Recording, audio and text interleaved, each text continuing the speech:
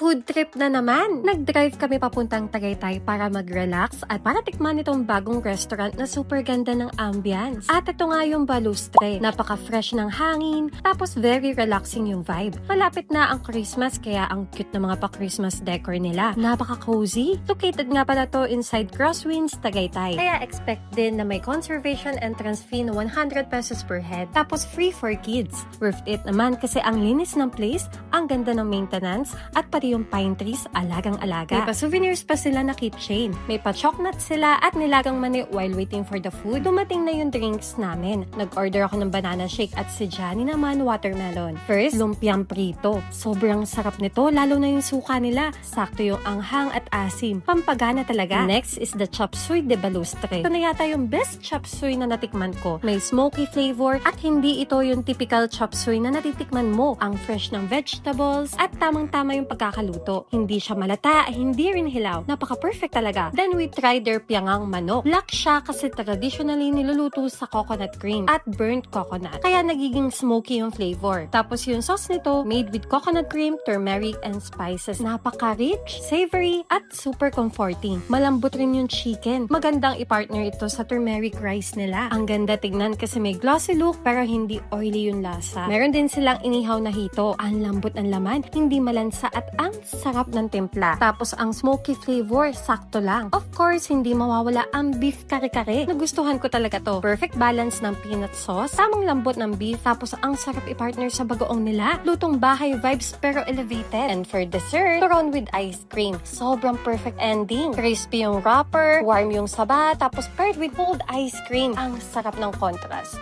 Sweet pero hindi nakakaumay. So, ayun lang guys. Super nag-enjoy kami dito sa Balustre. Perfect spot for relaxing, good food at magandang view. If pupunta kayo ng Tagaytay, dito na kayo kumain.